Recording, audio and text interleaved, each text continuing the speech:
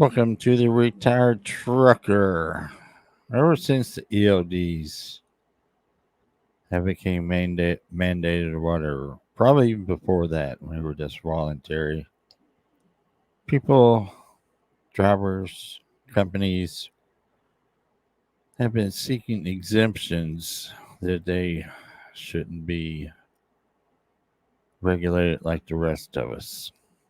But there is other regulations, requirements that companies seek exemptions from also.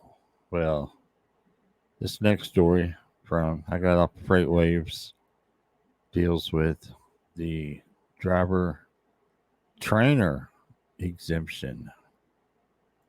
So we're going to check out the story here and find out what the heck do they need an exemption for driver trainers.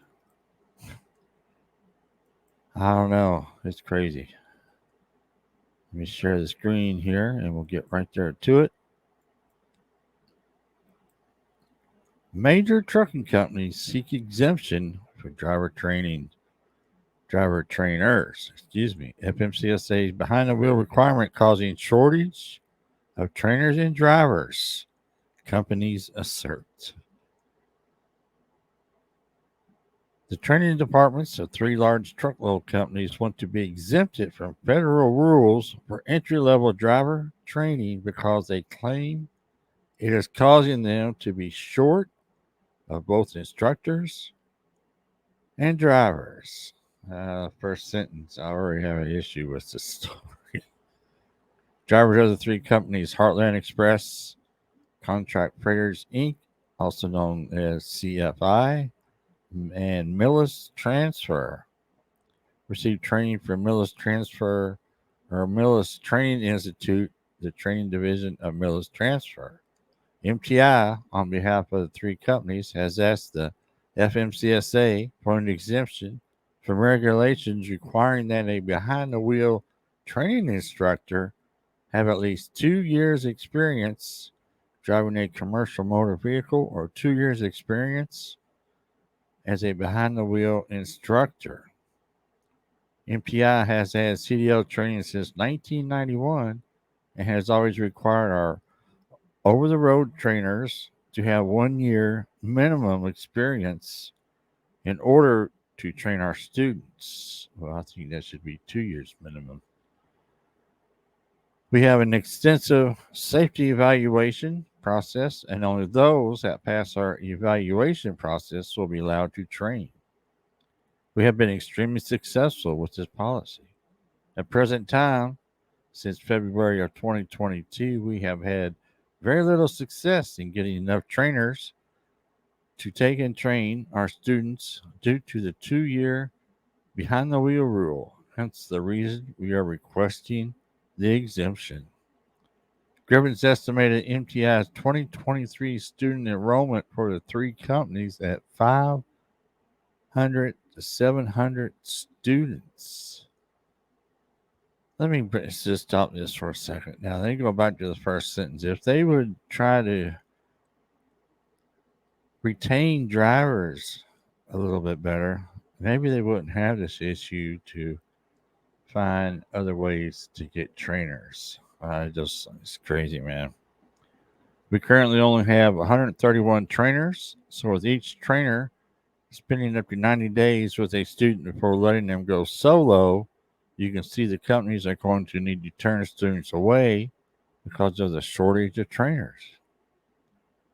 If we are denied this exemption, we are all in agreement that our schools would suffer, hence reducing the growth of our companies and therefore reducing the number of safe drivers that we could potentially put on the road with a career in trucking and reducing the shortage of truck drivers. According to federal regulations, those applying for exemptions from FMCSA regulations must include in their application a safety impact assessment of the exemption as well as explain how an equal or greater level of safety would be ensured if the exemption was improved. We believe our trainer evaluation process is second to none, Griffin asserted in addressing the safety aspect of the exemption. Our trainers must have no safety violations, must be able to communicate the importance of safety and demonstrate all aspects of our safety protocols as well. We are certain that our training will be a positive contribution to highway safety. He added, I have no research reports or technical papers, just a sincere request from a 40 plus year trucking veteran who is trying to keep our programs running smoothly.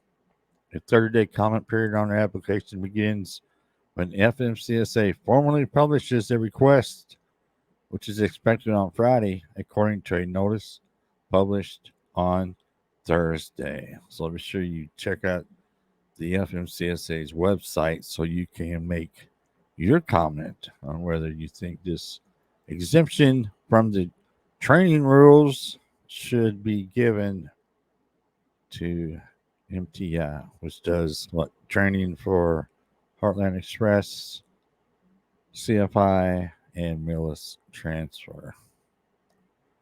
I don't know. Having issues. I was a trainer back in the day, and the requirements to become a trainer there, where I was at, was uh, quite strict. So you had to know what you were doing. You had to be a safe driver. No accidents, no tickets, none of that stuff. Nothing on your driving record. And yeah, the company didn't even hire. When I started there, they didn't hire anybody with less than 2 years experience. So they kind of lifted that when they implemented this training program back in the day. So that's how we did it over there. But it's a year solo enough to train a new driver fresh out of truck driving school. On average, I would say no, but some people have the gift. They're more or less born with it. They can get in the truck and drive it right away with no issues. Other people takes a lot of work. I don't think a year is long enough on average. So that's just my opinion. Let me know what your opinion is down in the comment section. Be sure to check out all the links down in the description box. I appreciate everybody watching.